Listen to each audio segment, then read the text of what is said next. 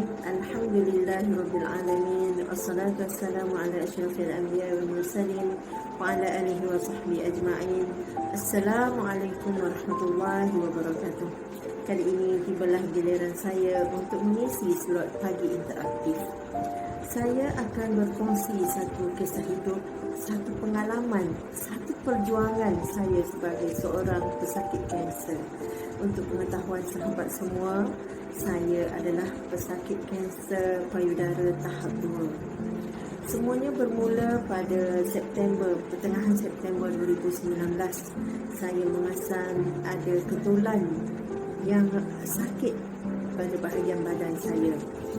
Saya beranggapan itu adalah simptom biasa apabila datang bulan. Namun selepas sebulan, sakit dan ketulan itu tetap ada, dan saya berbincang dengan suami untuk bertemu dengan doktor bagi melakukan pemeriksaan lanjut. Doktor menetapkan tarikh untuk saya melakukan mamogram, dan setelah keputusan mamogram keluar, mendapati ada ketulan pada bahagian badan saya. Seterusnya, doktor membuat satu temujanji untuk melakukan biopsi, di mana sampel daripada daging saya diambil untuk dilakukan ujian. Setelah 3 minggu, saya dipanggil ke hospital sekali lagi untuk bertemu dengan doktor bagi mendengar keputusan ujian tersebut. Doktor memanggil saya masuk ke bilik. Ketika itu saya cuma berseorangan kerana suami saya tidak ada tempat untuk parking kereta. Kemudian saya duduk berhadapan dengan doktor. Doktor bertanyakan saya beberapa soalan, dan soalan-soalan itu saya dah boleh agak apa yang ingin disampaikan oleh doktor. Benar sekali telahan saya. Doktor mengatakan ketiga-tiga sampel yang diambil penuh dengan sel kanser.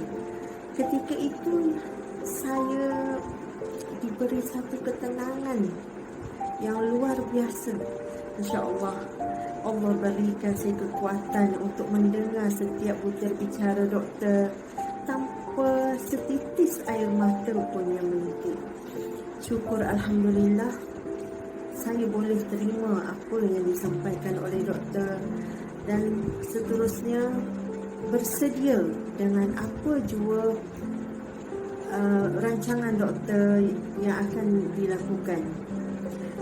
Saya mendapat keputusan tersebut pada 2 Disember 2019. Pada 8 Disember 2019, Allah rezekikan saya untuk menjadi tetamunya.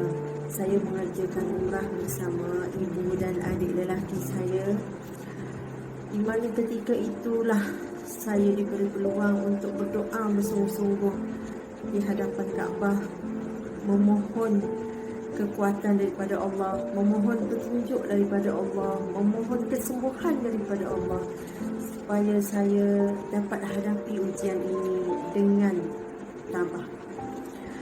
Saya balik daripada umrah pada 19 Disember 2019, dan saya dimasukkan ke hospital pada 25 Disember 2019 dan menjalani operasi pada 26 Disember 2019. Ketika itu saya amat bersyukur kepada Allah Ta'ala kerana saya tidak mengalami apa-apa sakit balik daripada tanah suci. Seperti kebiasaannya orang lain batuk dan semua. Alhamdulillah, Allah bagi saya kesihatan yang baik dan operasi dapat dijalankan dengan lancar. Alhamdulillah. Dan saya cuma berada di hospital sehari sahaja selepas operasi. Keesokan harinya saya dibenarkan pulang dan berehat di rumah.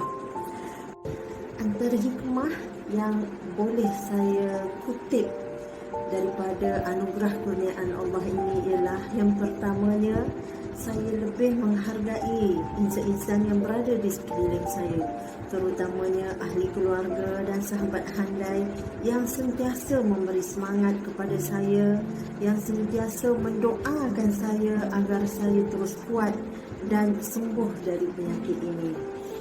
Saya juga amat bersyukur kepada Allah Ta'ala kerana dengan asbab sakit ini Allah tautkan kembali ukhuwah antara ahli keluarga dan sahabat handai yang jauh dan dekat. Masya Allah, Allah uji saya dan suami ketika penghujung tahun 2019 suami saya telah dibuang kerja. Ketika itu saya terfikir, apakah hikmah di sebalik semua ini? Rupa-rupanya perancangan Allah itu adalah yang terbaik. Dengan tidak bekerja, maka suami saya sepenuh masa memberi tumpuan kepada saya, menjadi pemandu saya setiap kali menjalani rawatan di hospital. Sebab daripada sakit ini juga saya mempunyai masa untuk berehat dan manjakan diri. Saya juga dapat mengikuti program-program yang tidak dapat saya jalani sebelum ini kerana kesibukan tugas dan kerja hakiki.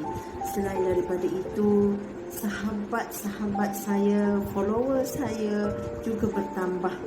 Saya dapat kenalan baru yang ramai yang sama senasib dengan saya dan juga daripada golongan yang memberi sokongan kepada pesakit-pesakit kanser. Alhamdulillah. Di sini saya ingin kongsikan beberapa amalan yang boleh dilakukan sebagai ikhtiar kesembuhan. Yang pertamanya ialah membaca doa kesembuhan penyakit.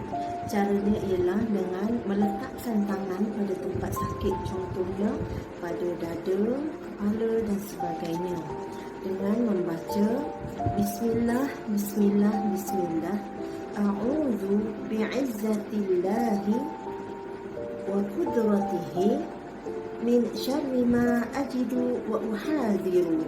Maksudnya dengan nama Allah, dengan nama Allah, dengan nama Allah, aku berlindung dengan kemuliaan Allah dan kekuasaannya daripada kejahatan yang aku alami dan aku takuti. Yang keduanya ialah dengan membaca surah Al-Fatihah sebanyak 7 kali secara tartil. Kemudian ditiupkan pada air minuman lalu diminum.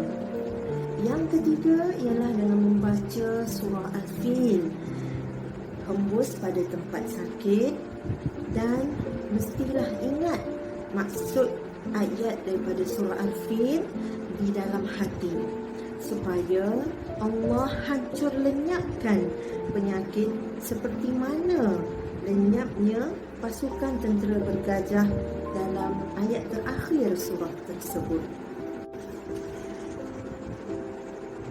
Sebelum saya akhiri slot pagi interaktif ini, saya ingin menyeru kepada sahabat-sahabat di luar sana, terutamanya sahabat wanita saya, untuk melakukan pemeriksaan sendiri.